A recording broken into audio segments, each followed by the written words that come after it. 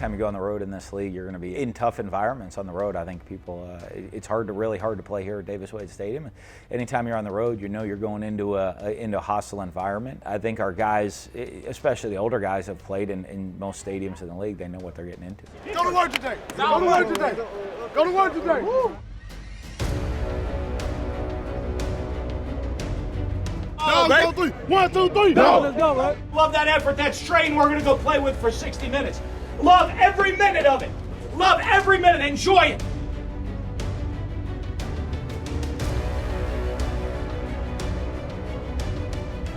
Blocking back is on the right side. Snap to Allen, wants to turn it in. Gets hit, and I don't think he got in. They came out when we were doing some things a little bit differently than what they had done in the previous games. They were doing a lot of things to get the ball out of the quarterback's hand quickly. So it was a combination of they were executing at a high level, and then I thought we were hesitant. I didn't like the way that we started the game, and I'd say we made things a little bit easier on them than we should have.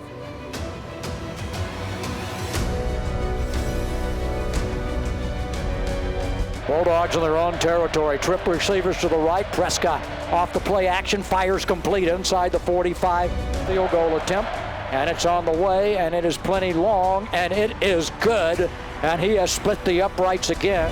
We stopped ourselves on both drives. And, we had a receiver open for a touchdown on the first drive. We not a great throw, and then we fall down and drop the ball on a 4th down conversion. And could have matched them score for score, which we needed to early in the game. They're an explosive offense. We started giving up some, half of the big plays we gave up on the defensive side of the ball in the game came in the first quarter. And, so we didn't do a great job adjusting to the speed at the start of the game on the defense side of the ball. But we certainly had the opportunity to match it score for score offensively and put ourselves in a much better position to win the game later in the game. If we had done that, we missed those opportunities on offense. The young guys that played, they played like what we thought they would in that environment. That's a hard environment to learn, how to play, especially in the secondaries. You think of Jamal Peters and Brandon Bryan, who's getting better every week. Mark McLaurin, at a position like safety where mistakes are touchdowns. But all those guys were making the plays that we believe that they can make. They still make youthful mistakes, that's part of who we are, and we're teaching them as coaches. But we're learning who our best secondary is, and it's evolving throughout the course of the year. And it continues into this week, and it'll continue beyond as we really define who our best 11 football players are. Let's go, D! That's how we play, man. Let's go, D! That's how we play. Come on. You all right, baby? Come on, come on, keep playing. Come on, Will. Come on. That's how we play. We got the field, man. Coach really just told us, continue to do what we came in to do, continue to do our game plan, because we had a solid game plan. We just, messed up on a couple of techniques that we should have, corrected. But, we had a great game plan. We just missed up on a couple of opportunities where we should have been in the right place. But, sometimes, we're not able to do that. But, we stick with the same game plan that we had since Sunday when we installed it. Snap to Prescott, empty backfield, plenty of time, throws complete at the 40-yard line. A little move, and Runya Wilson is able to cross the 45. Man in motion, and they are going to give the football, and that is Deere. He breaks to the 40, he breaks to the 30, at the 20 makes a move, goes to the 10, 5, touchdown!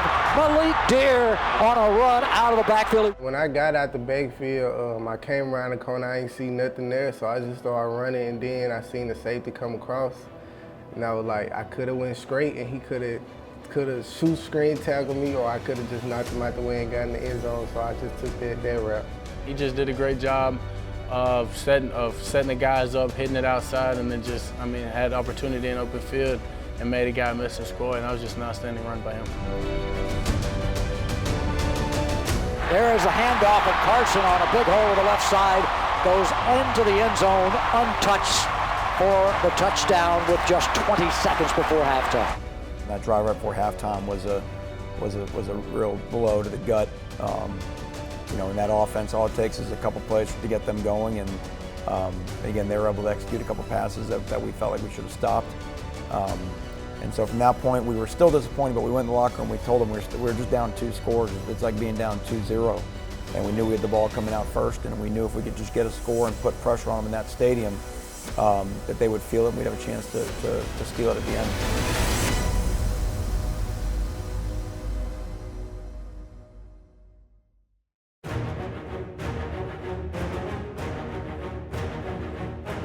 We knew we were getting the ball coming out of the second half, and all we knew was we go come out, get a touchdown, be down by 1, trust on the defense to get us the ball back, and we'd be right in the game, and that was the plan. Snap to Prescott. Gets a little pressure. Going to throw on the move. Pass is caught by Wilson at the 30. He fumbles the ball. It's rolling loosely up the field, and I think Texas A&M recovered it. We moved the ball again. They didn't. I don't think they slowed us down. We fumbled twice, in those first 2 possessions of the second half, and you take those fumbles away right there. We score on those first 2 possessions second half. Totally different ball game, and we needed to kind of come out and do that to start that second half off, and you lose the turnover ratio, things aren't usually going to go your way. We got a feel for a second half. We talked about it in our meeting. They got the ball, 4 times on their side of the field, and we only gave up 3 points. So, we settled in and, we were able to stop them. But we just feel like every game this season we haven't came out and, started like we should. So the emphasis, for the rest of the year is making sure we play, the best we can for all 4 quarters. And back as Prescott fires it out complete along the 33. Yeah, he did a great job of just getting open in the coverages, coming down with every ball I threw him, and then running a little bit after it as well. And he's got some very dependable hands. He's one of my favorite guys to throw the ball to, and he just did a good job last weekend. They bring Ross in motion, fake to him, keeping the football, big hole. He's at the goal line running. Prescott into the end zone, touchdown. Boy, I tell you what, Dak Prescott, what a drive. It was just a great call by Coach Mullen, the quarterback power, and then I just got behind the guard and saw the end zone a couple of feet away, and so just jumped. We've been stopping ourselves. We got to just get the opportunity to go out there, find a way to make plays, and keep scoring. We're starting to slow them down on defense a little bit, and we're keeping them out of the end zone on the defensive side of the ball. We need to get the ball back on offense, put drives together, and go score. Texas A&M running out the clock now inside the Bulldog 10-yard line, and the snap and the give to the running back again. He's going to be hit down right along the 5. A lot of white shirts get there, and that may be the last play of the ball. There were plenty of opportunities for us to win that game, and if you win that game, I mean, both our losses to teams that are top 10 in the country. I can point to a couple. I could do a couple of things differently in each game, and you win both those games. That means you're a top 10 team in the country. So I think we're the guys got to understand that, and we kept talking about that, and we do, but we're close. But we're also very, very far away with those 2 losses because you have to win. You have to find a way to win, and the small step that we have to take to go make it happen is a huge process of guys understanding how to make plays, put themselves in a position to make plays, and go make those plays, and not do it just some of the time. They have to do it every single play, and the mental strain and toughness that goes with that is very difficult. Hey, man, I think everybody knows in this room, I don't think that was our best effort. I'm not saying we didn't give effort.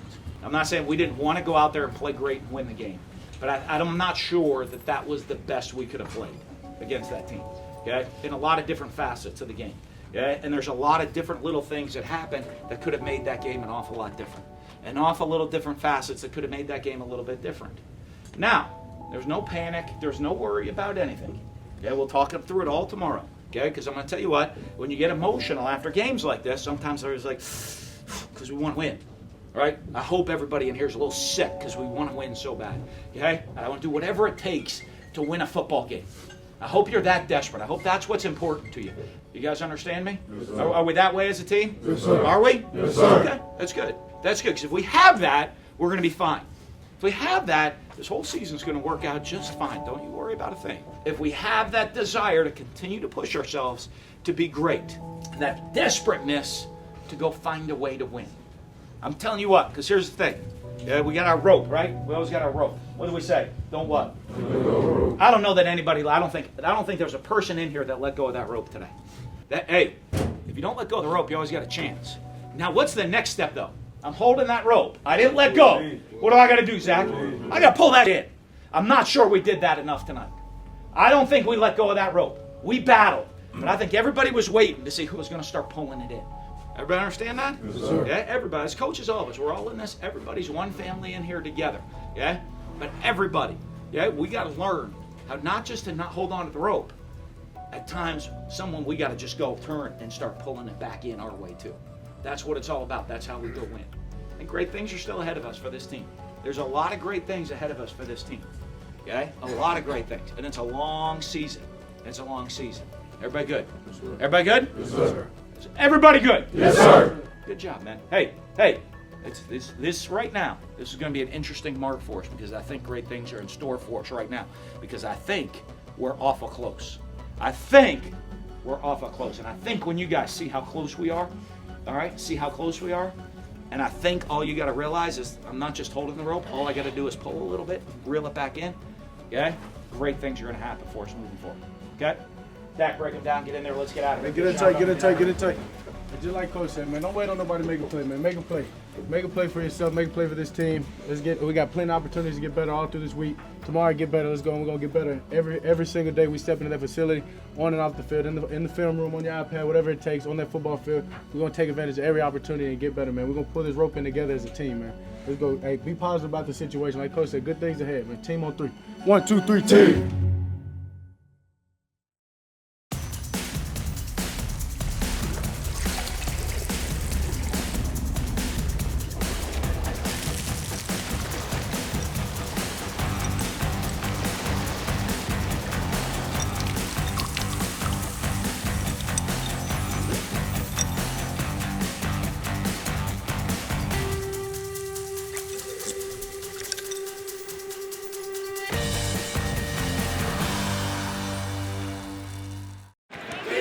Hey, you get your tickets at Prime Sport? Yep, Prime Sport can get you tickets for anything.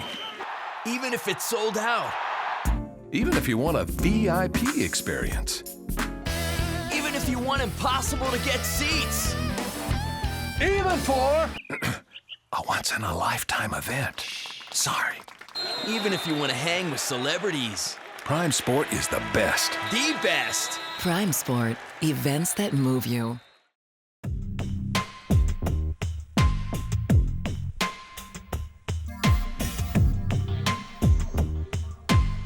I think Dan Jacoby and his whole staff do a tremendous job for us. And they got to have great relationship with the players, a great trust factor with the players. I think that's a big part of it. Trust is a big part, especially after their first year being here, being around our staff. We have a really welcoming environment, really good atmosphere in the athletic training room, like I said earlier, where we want for them to be in there. Dan always brings the juice. Dan's always positive and has a very optimistic outlook on just everything it is, no matter if, like I said, if somebody's hurt for the season, or if they've just rolled an ankle, whatever it is, he's always positive about it. One of the most professional guys, I think, in this whole building. So once they build that trust factor, they're a lot more likely to do the things that we're asking them to do, because we know that they know that we have their best interest in mind. We normally open up about an hour to 2 hours before the athlete's first responsibility of the day. So if that's weights or they have meetings in the morning, we're open, ready for business, ready to get some guys warmed up, loosened up before they have to get in and do the things that they have to do. Most of his time when he doesn't have to be up here, so props to those guys. They make sure we hydrated before practice. They just do a good job of keeping us right. We start with some treatments. Usually they go to meetings. Following meetings, they have more treatments, more rehab. Come back in the afternoon, get taped up, get loosened up, get warmed up, get ready for practice, maybe do some corrective exercises, some rehab at that time, go out to practice, and then post-practice treatments as well. They're put in some of the toughest situations because, nobody wants to be hurt. Everybody wants to be out there. The players want to play, the coaches want them playing, their teammates want them out there playing. And they're looking out for player safeties. Obviously, it's helpful to be able to see what happens on the field, which is why we're right on the sideline watching for injuries at all times. If we're able to see the mechanism of injury, it immediately gives you some clues as to what's going to be going on with that athlete when you actually evaluate them.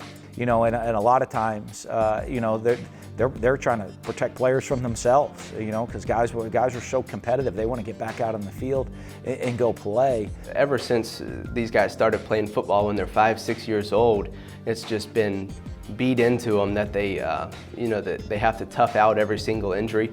Initially, when athletes get here, to our campus, a lot of them come from places where they don't have an athletic trainer, and they're used to just kind of toughing through injuries and, not necessarily saying anything about it.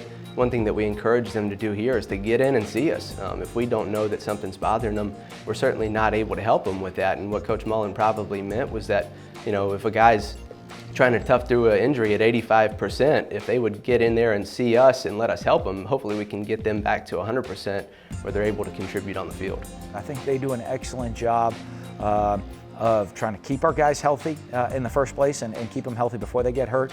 And when guys are hurt, getting them back and healthy as soon as possible and taking care of players and keeping them healthy and safe. Honestly, one of the things that we use most often are our hands. We're really hands-on with our athletes, lots of manual therapy.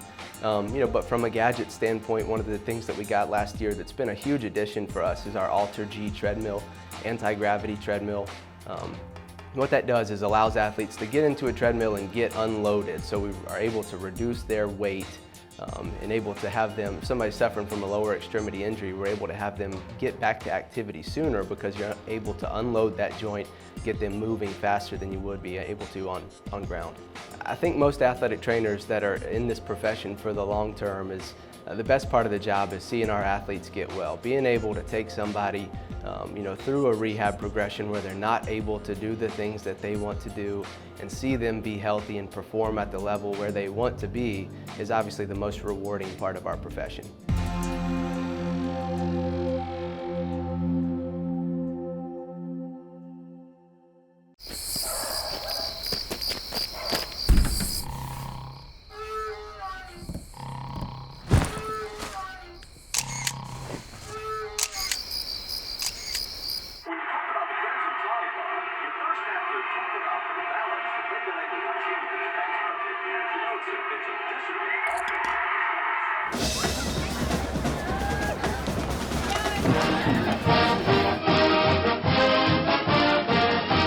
At Sullivan's Office Supply, we've been selling quality office products and furniture in our area since 1959. We offer many brands and styles of office furniture. With free AutoCAD design, we help you decide the best arrangement for the function and then apply various price ranges and styles of furniture to fit that function. Let our experienced people at Sullivan's work with you to get you the best possible answer.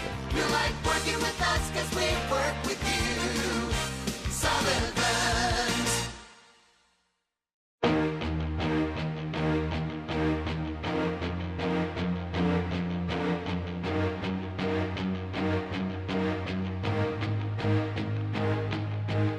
The season always breaks down into different groups. Kind of the first 5 games was its own stretch. Had to play 3 top 25 teams. Not many teams have played that many ranked teams so far this year. 3 road games in the first 5, and we've already played 2 conference road games. I think we're one of the only 2 teams that have done that so far. So you knew that first stretch was going to be really tough. Now you get into this middle stretch right now, to me, of 3 straight home games before a bye week. And so this is really important for us right now to get back at home, get the home field advantage, get all our fans, get a sold-out stadium, play in the comforts of our stadium where we expect to win because we're at home, and watch us continue and grow. Watch us try to take that step from, being a team that's close to being a great team that has the opportunity to compete for championship. The mid part of the season, we finished the first part of the season at 3-2, so coming in the second part, if we can come out of that 3 home games in a row, come out 3-0 in this part, then we're right back where we need to be, and I think it'll give us confidence going into the latter part of the season.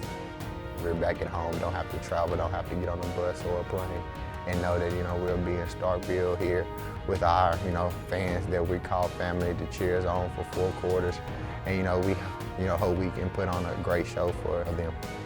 The first thing you see about Troy is that they've got some skill. They have running backs and wide receivers that can make plays. They got a quarterback that set the record for completion percentage as a freshman last year, so you know that they can execute on a high level. And then Neil Brown is a coach that is very highly respected. They've got a staff that's very experienced, and they've all been together for a long time, so they know exactly. There's no discussions on how they want to move the football. They know who they are. And they know how they want to try to score points, and so we know defensively we've got a great challenge going up against them. They're a great offensive team, and just seeing them, they give us a lot of different run sets and pass sets, and we just got to make sure we have our eyes on the right things and make sure we're ready to cause some turnovers and put in a dominant performance. They're a too high team. They do a great job just playing man coverage, and we got to execute. If we do our job, we should come out on top. Troy's a good team. They got some transfers in. They got some returning guys. They run a little bit of an unorthodox defense, but nothing we've seen this year. But we're just going to prepare for them just like we do every other week.